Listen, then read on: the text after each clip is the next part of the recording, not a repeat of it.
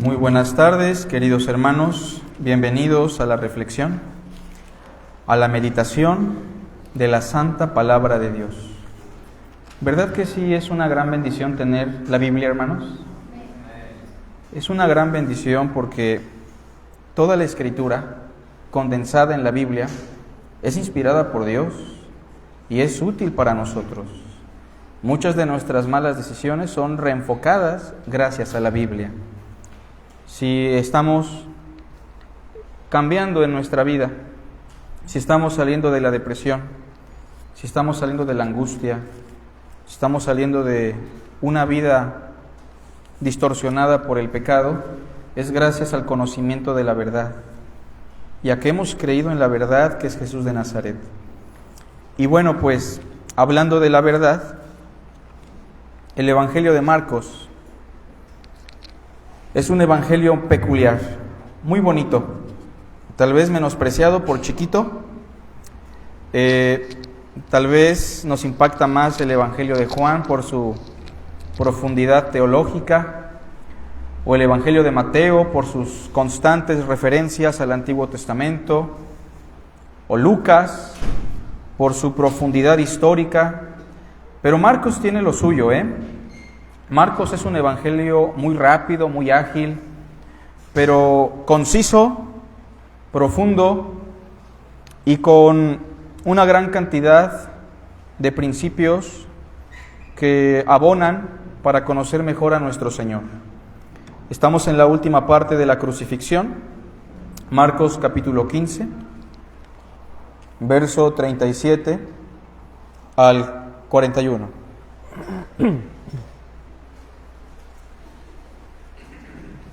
Marcos 15, verso 37 al 41.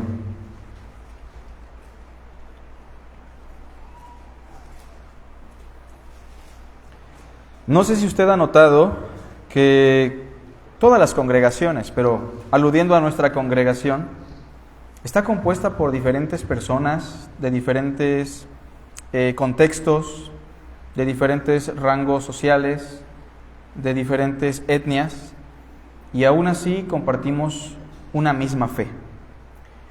Y esto es gracias a la poderosa obra de Jesucristo. Usted mismo es testigo de cómo Dios está transformando su vida y de que si uno se rehúsa, la poderosa obra de Cristo promete transformarnos, cambiarnos. Y no es la excepción la porción que vamos a analizar el día de hoy. El texto dice así, Marcos 15, 37 al 41. Mas Jesús, dando una gran voz, expiró. Debo recordarles que esa gran voz, registrada en Lucas, dice, Padre, en tus manos encomiendo mi espíritu.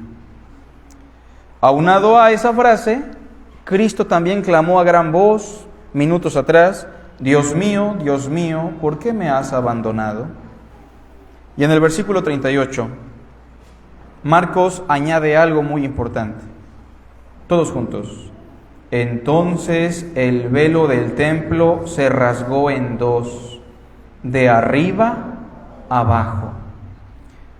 Para aquellos que no están contextualizados con esta referencia, quiero explicarles que en el Antiguo Testamento el culto religioso dirigido a Dios estaba principalmente comandado en un lugar llamado el templo. El templo tenía tres partes importantes. El patio, donde se hacían los sacrificios. Después, al entrar ya en la construcción del templo, había un lugar llamado el lugar santo, donde entraban los sacerdotes continuamente para cumplir con su culto. Y en la última parte estaba una sección llamada el lugar santísimo, donde estaba la presencia de Dios, y solamente una vez al año el sumo sacerdote podía entrar. Bueno, ese lugar santísimo, que simbolizaba la presencia de Dios, estaba seccionada por un gran velo que solo podía atravesar el sumo sacerdote una vez al año y nada más. Ninguna otra persona podía hacer eso. Entonces la referencia es muy importante. Cristo ha muerto, expiró, derramó su sangre por usted y por mí, y el texto dice que el velo del templo se rasgó en dos, de arriba a abajo. 39. Y el centurión que estaba frente a él, un hombre seguro muy duro, muy frío, un soldado romano que comandaba a 80 hombres, era un centurión, estaba frente a la escena más poderosa de la historia, un gentil, por cierto, un pagano, estaba frente a él, viendo que después de clamar había expirado así, dijo, todos juntos, verdaderamente este hombre era hijo de Dios.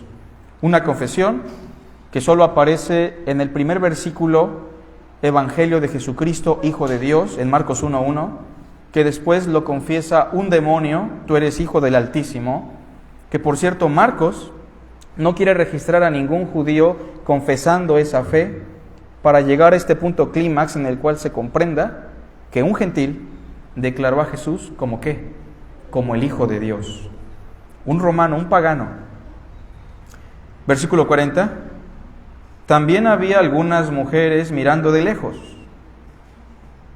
entre las cuales estaba María Magdalena, una mujer que había sido poseída por los demonios, María, la madre de Jacobo el menor y de José, y Salomé, quienes cuando él estaba en Galilea, todos juntos, le seguían, ¿qué más? Y le servían. Y otras muchas que habían subido con él a Jerusalén. Hoy vamos a reflexionar sobre el poder de la obra de Cristo. Y sí quiero dejar muy en claro que la obra de Cristo es poderosa. Pablo dice, yo no me avergüenzo del Evangelio porque es que es poder de Dios. El texto griego usa la palabra dinamis, que es la palabra que se usa para hablar de dinamita. Es decir, el Evangelio, el mensaje de la cruz, es poderoso. Es el explosivo de Dios para provocar la salvación ¿a quién? A todo aquel que cree, al judío y también al griego, al gentil, al pagano. Porque la palabra de la cruz, aunque es una locura para los perdidos, para nosotros es sabiduría y poder de Dios. La poderosa obra de Cristo. ¿Por qué es poderosa la obra de Cristo, hermanos? ¿Por qué la obra de Cristo es superior a nuestras obras? ¿Por qué es superior a la obra de la ley? ¿Por qué es superior a los sacrificios? ¿Por qué la obra de Cristo es poderosa? En primer lugar, tiene el poder de llevar a todo hombre a la presencia de Dios. Eso es muy importante enfatizarlo. Tiene el poder de llevar a todo hombre a la presencia de Dios. ¿Estamos convencidos de eso o no? Sí, hermanos, la obra de Cristo tiene el poder para salvar a cualquier ser humano y llevarlo a la presencia de Dios. Usted y yo ya estamos, en cierto modo, en la presencia de Dios. ¿Gracias a quién? A Cristo Jesús. Y yo quiero que vean cómo Marcos, siendo un documento dirigido a los gentiles, porque Marcos es dirigido a la comunidad cristiana romana, precisamente, quiere hacerles ver que ellos no son menos que los judíos, que ellos son igual de valiosos para Dios, que ellos están incluidos en los planes de Dios y que la obra de Cristo es tan poderosa que incluye a cualquier hombre y lo puede llevar a la presencia de Dios. Vean lo que dice el versículo 37, mas Jesús, dando una gran voz, expiró. ¿Todos juntos? Entonces el velo del templo se rasgó en dos, de arriba a abajo. ¿Por qué la referencia? Porque si el lugar santísimo, que estaba dividido por ese velo en el templo, solo era un lugar en el cual se podía entrar una vez al año, y solo lo podía hacer ¿quién? El sumo sacerdote. Era un impedimento para que todos pudieran acceder. El hecho de que Cristo con su muerte provocara un fenómeno extraño en el templo, es decir, que el velo se rasgara en dos partes, de arriba a abajo, esto simplemente debe considerarse como una señal de Dios, que Dios mismo, por la obra de Cristo, ha rasgado ese velo que el culto judío ha llegado a su fin y que el acceso a Dios ya no le compete solo al sumo sacerdote una vez al año.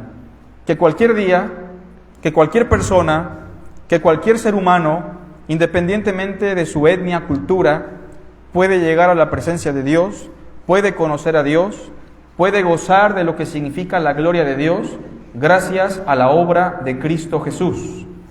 Que aunque todos pecamos y estamos destituidos de la gloria de Dios, ahora somos justificados gratuitamente por Cristo Jesús y su sangre. Ahora, es curioso que tradicionalmente las tres secciones tenían una puerta o un portal. Por ejemplo, para entrar al patio de los sacrificios, la primera puerta tradicionalmente en tiempos de Cristo se conocía como el camino.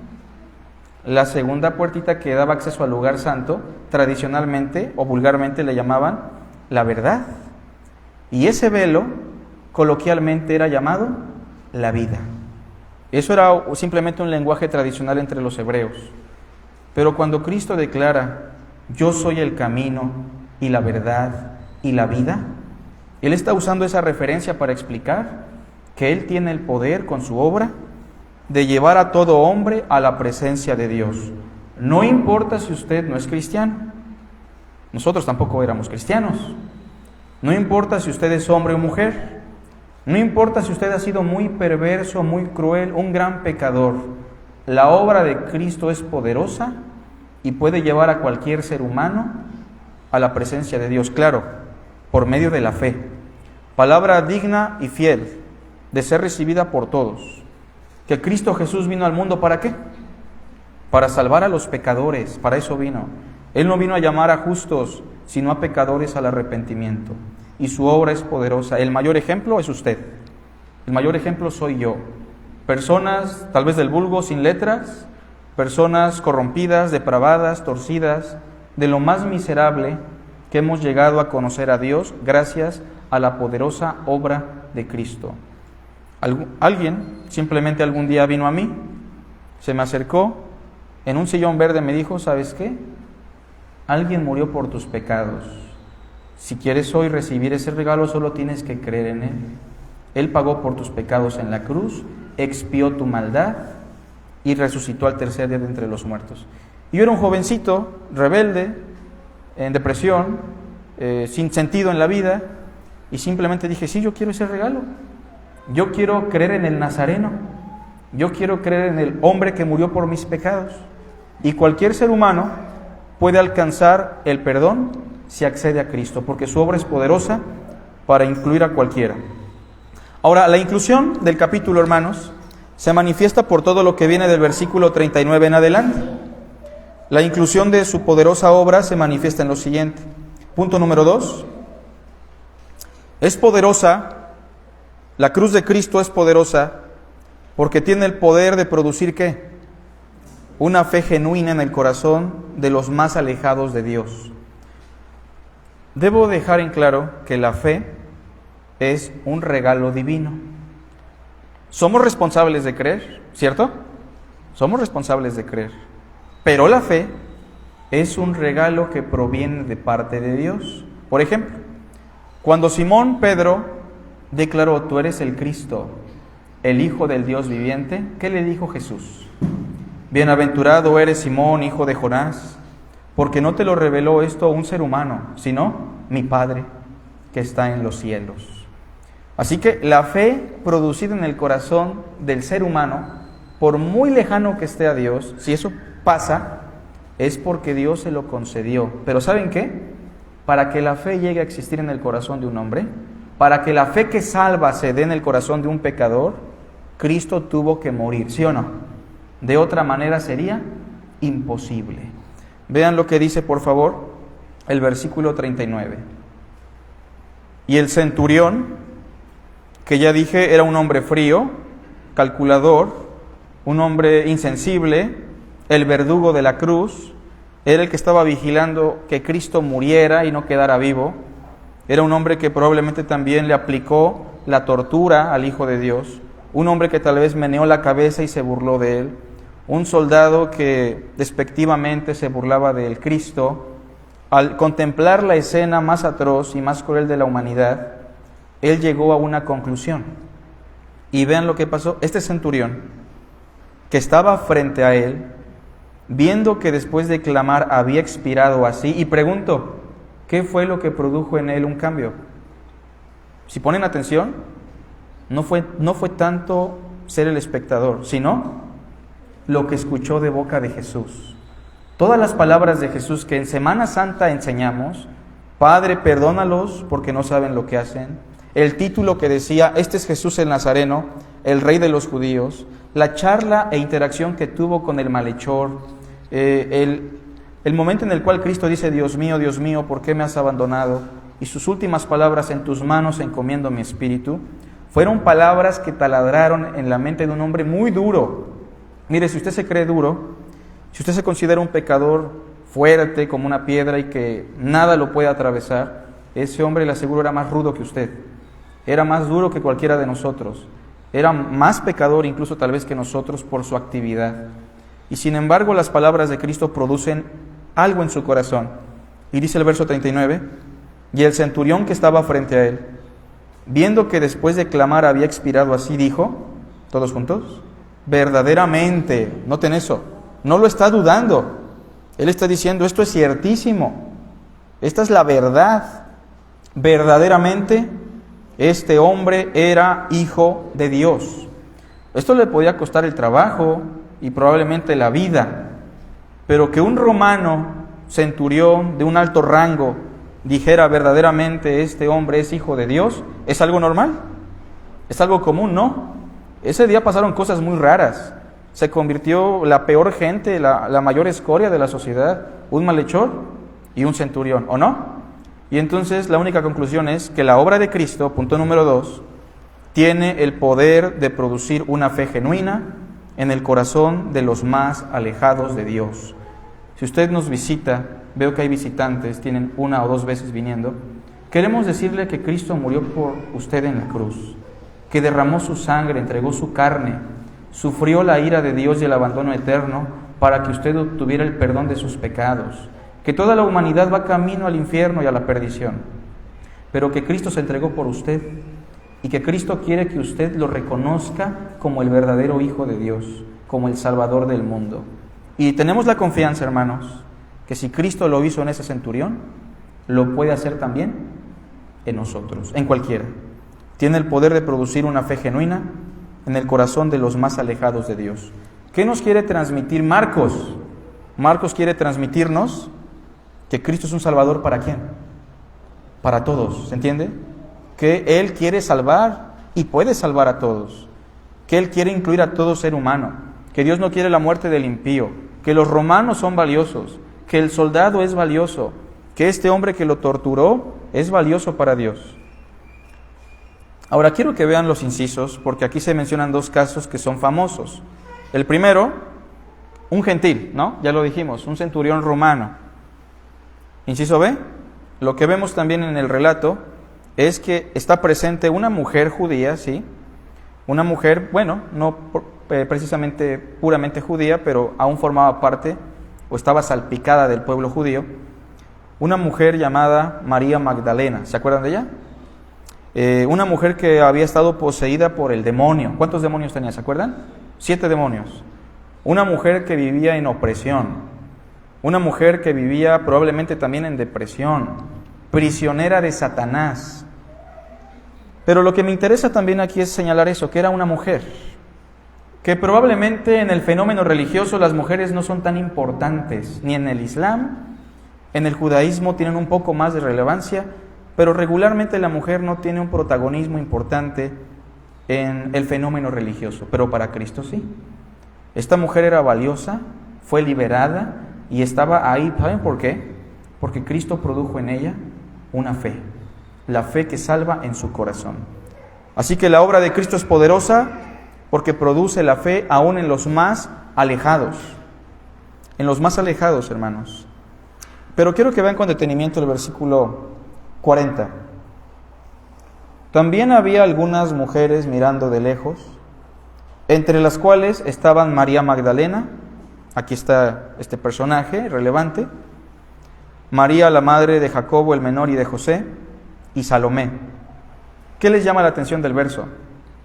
Que aparte de mencionar al centurión, posterior menciona a quiénes, a las mujeres. Punto número 3, la obra de Cristo es poderosa, y el Evangelio de Marcos sí quiere enfatizar esto para las romanas y para las judías.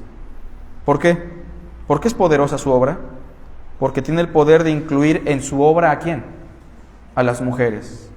Si usted piensa que las iglesias reformadas o iglesias bautistas son machistas porque no hay pastoras, porque no hay mujeres que tomen el mando de la enseñanza en la iglesia, déjeme decirle que no es así. La Escritura no es machista. Tal vez los hermanos sí somos machistas, ¿no? Pero la Biblia no. Y Dios no. Para Dios las mujeres son muy importantes y relevantes. Miren, en ese momento estas mujeres que están viendo a su maestro crucificado en la cruz, ¿corren riesgo? Pero vean qué relevante es esto, que aún los mismos apóstoles huyeron de la escena y se escaparon, ¿no? Por temor a morir. Pero las mujeres son valiosas, son importantes para Dios, y lo que Marcos quiere transmitirle a los romanos es que no solamente los hombres como el centurión, las mujeres son valiosas para Jesús de Nazaret. Su cruz es inclusiva, en el buen sentido de la palabra, no bañada de la ideología de género, pero que su cruz incluye también a las mujeres, no solo para redimirlas, sino también para involucrarlas en la obra de Dios. Porque miren, el verso 40 nos dice que estas mujeres que estaban ahí viendo lo que acontecía con Cristo, en el verso 41 dice, quienes cuando Él estaba en Galilea, ¿qué hacían? Le seguían y le servían.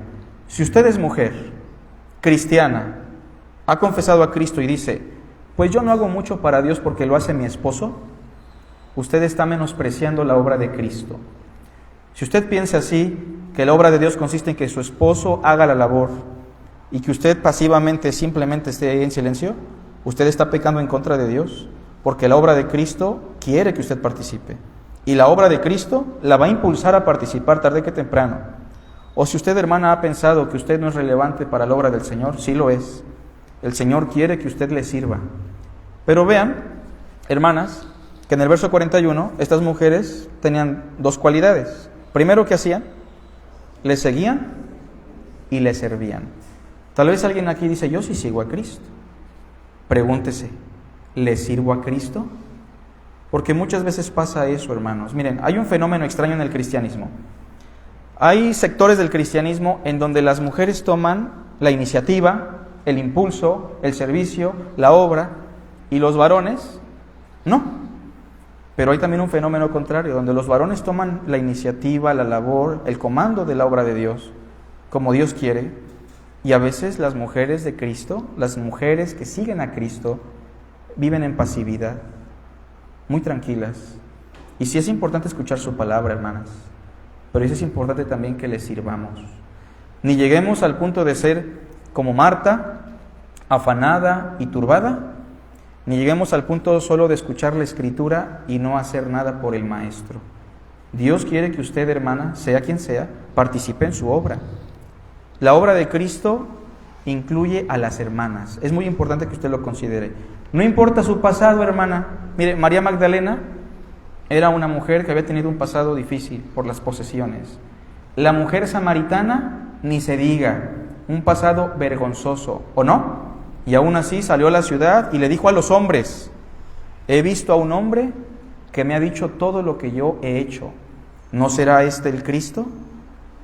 Priscila, colaboradora de Pablo, una mujer relevante. La hermana Febe, una diaconisa relevante. Las mujeres que fueron a la tumba, mujeres relevantes para la obra del Señor. No eran diferentes a usted, no tenían problemas diferentes a los suyos, eran los mismos problemas, eran las mismas situaciones, pero eran mujeres que arriesgaron su vida y quisieron salir del paradigma de la seguridad y de la comodidad. Váyase con eso en mente, hermana. Cristo quiere que usted participe en su obra. Es precisamente el cristianismo quien le da un valor a la mujer que ninguna otra religión le había dado. Cuando Cristo charla con la mujer samaritana, ¿sí se acuerdan? la mujer se extraña de que un hombre judío, rabino, se interese no solamente en pedirle agua, sino en charlar y platicar con la mujer. ¿Se acuerdan de la mujer que tenía flujo de sangre? Cristo la sanó. Cristo se involucró en su vida. Las mujeres son relevantes, vuelvo a enfatizar. Y la obra de Cristo es poderosa. ¿Sabe por qué, hermana? Y me dirijo a las hermanas, porque gracias a Dios los varones son muy activos y muchas hermanas son activas. Pero aludiendo a lo que nos dice el texto, hermanas, si usted dice, no tengo la intención en este momento, tal vez no es mi momento, le quiero asegurar algo, como siempre se lo aseguro a cualquier hermano: Cristo lo va a hacer en usted. Y Cristo va a cumplir su propósito en su vida, aunque nos rehusemos.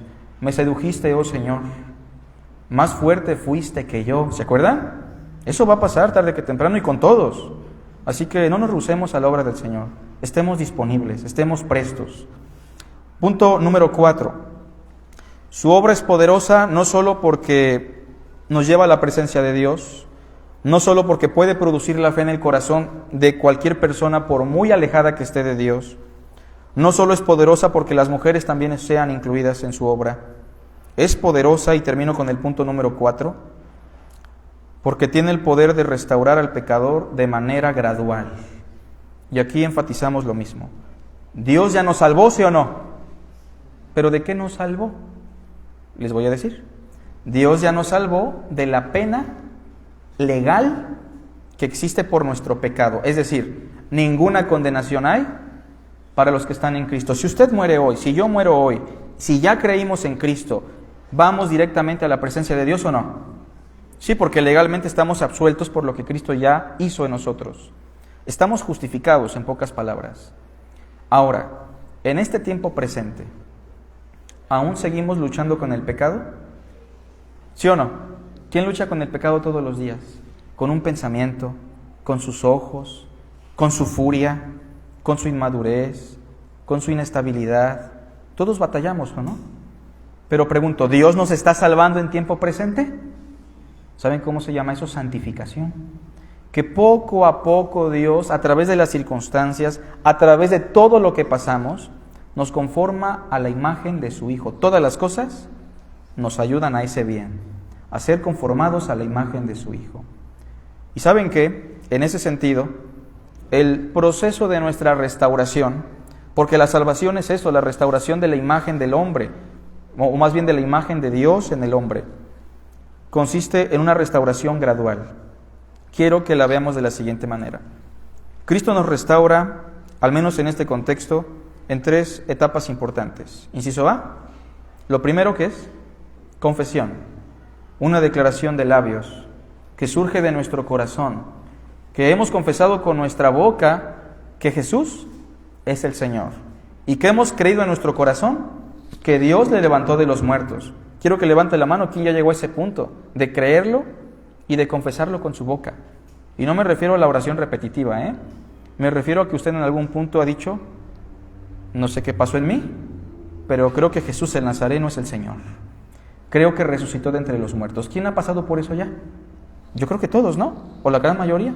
Bueno, ese es el primer aspecto de nuestra restauración.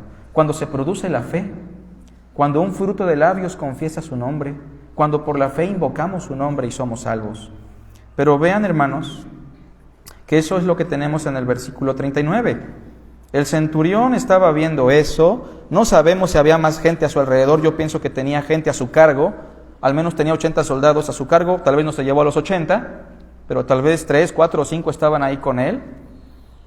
Y en el versículo 39, de manera muy consciente, pero a la vez también sin saber por qué iba a decir eso, él declaró en voz alta en ese momento, verdaderamente, sin duda, de manera ciertísima, este hombre era hijo de Dios. ¿Se salvó ese hombre o no? Eso manifiesta que se salvó. Nadie le dijo, repite esta oración conmigo, apriétame la mano. Nadie le dijo eso. Él confesó por sí solo una fe que había nacido en su corazón. Pero ahora, aplicando después lo que pasó con las mujeres. Inciso B, después de nuestra confesión de fe, ¿qué es lo que Dios espera? Que seamos, ¿qué? Discípulos. Hermanos, ¿Es lo mismo ser creyente que ser discípulo? ¿Cómo ven? Dijo Jesús a los judíos que habían creído en Él. Fíjense. Dijo Jesús, ¿a quiénes? A los judíos que habían creído en Él. Y les dijo, si ustedes permanecen en mis palabras, serán verdaderamente mis discípulos. ¿Y qué significa ser discípulo? En palabras muy sencillas, seguirlo. ¿Como quién? Como las mujeres que tenemos registradas en el verso 41. Quienes cuando Él estaba en Galilea, ¿qué dice? Le seguían y le servían. Quedémonos con le seguían. ¿Sigue usted a Jesús el Nazareno? Hermano, hermana, que después de confesarlo con sus labios, por lo que se produjo en su corazón, usted es discípulo de Jesús, vive como discípulo, permanece en sus palabras, lo sigue. Ahora vamos al otro extremo, ¿no? Marta, Marta, afanada y turbada. Muchos nosotros somos como Marta. Hacemos muchas cosas en la iglesia, y ahora los que estamos tal vez activos, entre comillas, predicamos, enseñamos, vamos para allá, vamos para acá, vamos al penal a evangelizar, vamos a Cardel, vamos a los discipulados, la alabanza, los ensayos. Pero tal vez se nos olvida lo más importante, ser ¿qué? Discípulos. Sentarnos a los pies de Cristo, tal vez en nuestro cuarto, tal vez en nuestro trabajo un ratito, y escuchar ¿qué? Con atención sus palabras. Porque si permanecen en mis palabras también permanecerán en ustedes y llevarán mucho fruto. Fíjense que hacemos más cuando hacemos menos, ¿no? Es irónico. Hacemos más cuando nos dedicamos más a oír la palabra del Señor. Y a veces se nos olvida a los ministros, sobre todo hermanos, los que servimos. A veces somos como Marta y nos olvidamos de ser discípulos. ¿Sale? Y el último aspecto de este proceso de restauración en la vida del hombre, por su obra poderosa, inciso C, pues aquí llegamos al punto de el servicio. ¿Sale? Entonces el verso 41 dice, le seguían y le servían. Entonces yo quiero que respetemos ese orden, que nazca la fe en el corazón, después que seamos discípulos y posterior que les sirvamos. Es por eso que a algunos hermanos le decimos, hermano, yo sé que tú quieres servir a Dios, que quieres predicar, que quieres cantar, que quieres hacer muchas cosas, pero sí nos gustaría, hermano, que escuches un poquito de la palabra, que tomes un discipulado. Queremos que seas primero, ¿qué? Un discípulo.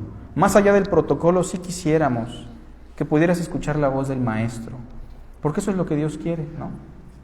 Entonces, tiene el poder de restaurar al pecador de manera gradual. Lo hemos confesado por la fe, quiere que seamos sus discípulos, pero quiere que lleguemos al punto de ¿qué? De servirle. Miren, pensando en Simón. Simón Pedro era un hombre como muchos de los varones que estamos aquí, ¿no? Inestable, un hombre a veces insensato, como nosotros. Pero lo que pasó con Simón fue lo siguiente. Él escuchó de Andrés, ¿se acuerdan? Hemos hallado al Mesías, de quien escribió Moisés. Y a través de un proceso de tener contacto con él, y sobre todo cuando hizo el milagro, ¿se acuerdan? Dijeron, ¿qué clase de hombre es este? Apártate de mí, Señor, que soy pecador. Y cuando Cristo preguntó, ¿quién soy yo, según ustedes? Pedro dijo, tú eres el Cristo. ¿Se acuerdan? Simón podía tener muchos errores, como usted y como yo. ¿Pero era un creyente genuino, hermanos? Sí lo era. Podía ser muy inestable, muy voluble, inmaduro, agresivo. Cargaba su espada, ¿no? Como algunos hermanitos pueden cargar su machetito en el carro. Pero era un verdadero creyente, su fe era genuina. Y después, cuando ya Cristo se ponía a enseñar, después de un gran milagro, multiplicó los alimentos, ¿se acuerdan? Todos comieron bastante panecito, pescadito. La gente estaba bien contenta, porque cuando hay despensa, estamos contentos, ¿no? Y entonces Cristo se pone a predicar. Yo soy el pan vivo que descendió del cielo. Todo aquel que coma mi carne y beba mi sangre tendrá vida eterna. Yo me imagino a Simón muy atento, ¿no? Así tal vez ignorante, pero muy atento. Y la gente empezó a decir, ¿qué palabra tan dura es esta? ¿Quién la puede soportar? Y se fueron todos. Y entonces solo se quedaron los 12 y Cristo les dijo, ¿también se quieren ir ustedes? ¿Y qué dijo Simón? ¿Pero a quién iremos, maestro? ¿Solo tú tienes pan y pescado gratis? ¿Dijo eso? No, solo tú tienes palabras de vida eterna y nosotros hemos conocido y hemos creído que tú eres el Cristo, el Hijo de Dios. ¿Era discípulo o no? Claro, un discípulo en proceso, como muchos de nosotros, ¿no? O como todos nosotros. Pero miren, ahora Simón tiene que llegar al punto de servirle a Cristo. Y servir a Cristo, ¿saben qué implica, hermanos? Invertir la vida. ¿Y qué es lo que más ama el ser humano? ¿Saben a quién ama más Carlos en todo el mundo? Pues a Carlos, ¿no? Y el reto es que Dios me ayude a no amarme tanto, aunque los psicólogos digan que es importante, ¿no? Bueno, es otro tema, ¿no? Pero servir a Cristo implica invertir la vida, ¿no? Invertir la vida en su servicio, en su obra. Y poco a poco nos estamos rehusando a este mundo. Estamos muriendo gradualmente a nosotros y a esta vida. Pablo dice, de ninguna cosa hago caso, ni estimo preciosa mi vida, ¿para quién? Para mí mismo. ¿Con tal de qué?